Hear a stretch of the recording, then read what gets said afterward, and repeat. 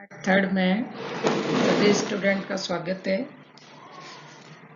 Unit third का second portion के लिए क्लास ली जा रही है, जिसमें आपके दिया हुआ है सिंथेटिक डाई, रंजक क्या होते हैं और सिंथेटिक रंजक किस तरह से बनाए जाते हैं उसके बारे में लिखो। संश्लेषित रंजक वे कार्बनिक पदार्थ जो विलयन में प्रयुक्त होते हैं, विभिन्न खाद्य पदार्थों, रेशों, दीवारों को रंग प्रदान करते हैं और ये साबुन, जल और सूर्य के प्रकाश के प्रति स्थायी होते हैं। इन्हें रंजक कहते हैं। रंजक का मतलब है रंग, रंगने वाला। जो भी खाद्य पदार्थ होते हैं उनमें जैसे वो जो कलरफुल दिखाई देते हैं, जो कपड़े होते हैं वो अलग अलग रंगों से रंगे जाते हैं, अलग अलग पेंट जो दीवारों पर किए जाते हैं, ये सारे ही सिंथेटिक डाई के अंतर्गत आते हैं। ये जितने भी रंजक होते हैं वो इस तरह से बनाए जाते हैं कि जल्दी से इनका रंग न निकले। जैसे साबुन से, जल में डालने पर, पानी में भिगोने पर और सनलाइट के प्रति ये स्थायी होने चाहिए। सर्वप्रथम 1856 में W.H. परकिन ने कृत्रिम रंजक बनाया था। कोई भी पदार्थ जो विद्युत चुंबकीय क्षेत्र के दृश्य क्षेत्र से 400 से 750 नैनोमीटर के प्रकाश का अवशोषण करता है तो उसका रंग परावर्तित प्रकाश जैसा होता है। परावर्तित प्रकाश का रंग अवशोषित प्रकाश का पूरक रंग होता है। अपन जानते हैं कि कोई भी पदार्थ जो अपने को कलरफुल दिखाई देता है, इसका मतलब वो विजिबल रीजन के लैम्डा का एब्जॉर्प्शन कर रहा है। और विजिबल रीजन की लैम्डा होती है 400 से 750 नैनोमीटर। 400 से कम या 750 से ज्यादा, 400 से कम होता है अल्ट्रावायलेट रीजन, 750 से ज्यादा होता है IR रीजन। तो दृश्य क्षेत्र में जो भी वस्तु अपने को दिखाई देती है वो हमेशा कलरफुल होती है।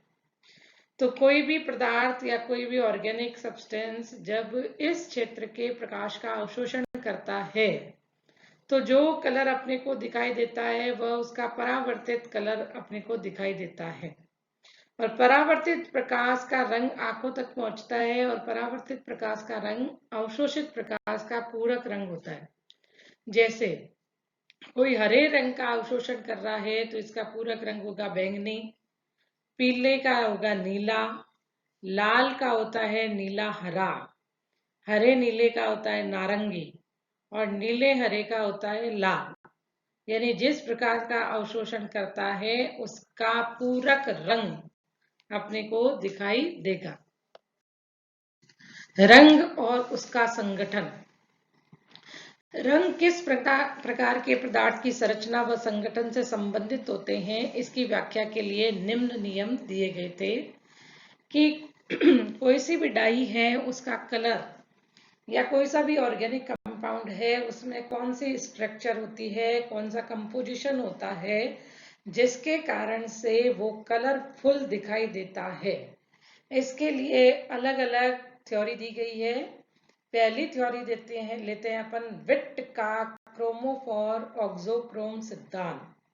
विट नामक साइंटिस्ट ने 1876 में ये सिद्धांत दिया था। उसमें उसने क्रोमोफोर और ऑक्सोक्रोम के बारे में बताया था। इसके अनुसार किसी भी कार्बनिक यौगिक का रंग का उत्तरदायी महत्वपूर्ण कारक असंतृप्त समूह होता है जिसे वर्णमूलक या क्रोमोफोर कहा जाता है। यानी कोई ऑर्गेनिक कंपाउंड में कौन सा समूह उपस्थित है जिसके कारण से वो कलरफुल दिखाई देता है, उसे अपन कहेंगे क्रोमोफोर। और क्रोमोफोर हमेशा होता है अनसैचुरेटेड समूह, यानी उस कंपाउंड के अंदर या तो डबल बॉन्ड उपस्थित होगा या ट्रिपल बॉन्ड उपस्थित होगा। यदि डबल बॉन्ड और ट्रिपल बॉन्ड में से कोई एक बॉन्ड उपस्थित है तो जरूर वो कंपाउंड कलरफुल होगा और उससे अपन क्रोमोफोर कहेंगे। जैसे एग्जाम्पल, नाइट्रोबेंजीन जो होती है वो अपने को पीले रंग की दिखाई देती है, तो नाइट्रोबेंजीन का पीला रंग कौन से समूह के कारण से आया है? नाइट्रो समूह के कारण। Nitro N double bond O single bond O. तो इसकी स्ट्रक्चर में देखिए डबल बॉन्ड उपस्थित है, अनसैचुरेटेड समूह उपस्थित है, तो यह क्रोमोफोर की तरह काम करेगा। अलग अलग एग्जाम्पल देखते हैं, जैसे nitro, nitroso N double bond O, azo समूह एन डबल बॉन्ड एन समूह, एजो एमिनो समूह N double bond N NH2 समूह, क्विनॉइड समूह जिसमें बेंजीन रिंग के दोनों तरफ डबल बॉन्ड है। इसी तरह से एथिलीन या डबल बॉन्ड वाले ग्रुप समूह diketone C double bond O, C double bond O, dicarbonyl ketonic समूह thiocarbonyl C double bond S, azoxy समूह N double bond N O। इन सभी समूहों में अपन ने देखा कि अनसैचुरेटेड ग्रुप उपस्थित है, डबल बॉन्ड या ट्रिपल बॉन्ड उपस्थित है, तो ये कहलाएंगे क्रोमोफोर। जिन यौगिकों में क्रोमोफोर उपस्थित होते हैं उन्हें क्रोमोजन कहते हैं, और क्रोमोजन की संख्या पर उसका कलर डिपेंड करता है। जितनी संख्या क्रोमोजन की क्रोमोफोर की अधिक होगी, उस कंपाउंड का कलर उतना ही अधिक और उसके रंग की तीव्रता बढ़ जाएगी। जैसे एक एग्जाम्पल देखिए, अपन ने 8 कार्बन की एल्कीन ली, CH3 CH double bond CH का होल 6 CH3, और एक दूसरी एल्कीन ली जिसमें कार्बन की संख्या 13 है, CH3 CH double bond CH 11 CH3। इन दोनों में देखिए अनसैचुरेशन ज्यादा है नीचे वाले कंपाउंड में, तो इस नीचे वाले कंपाउंड का कलर है ऑरेंज कलर, जबकि ऊपर वाले कंपाउंड का कलर है येलो। तो कलर की तीव्रता बढ़ी। इस कलर की तीव्रता का बढ़ने का कारण क्या है? क्रोमोजन की उपस्थिति। क्रोमोजन नीचे वाले में अधिक है, इस कारण से ये ज्यादा कलरफुल होगा।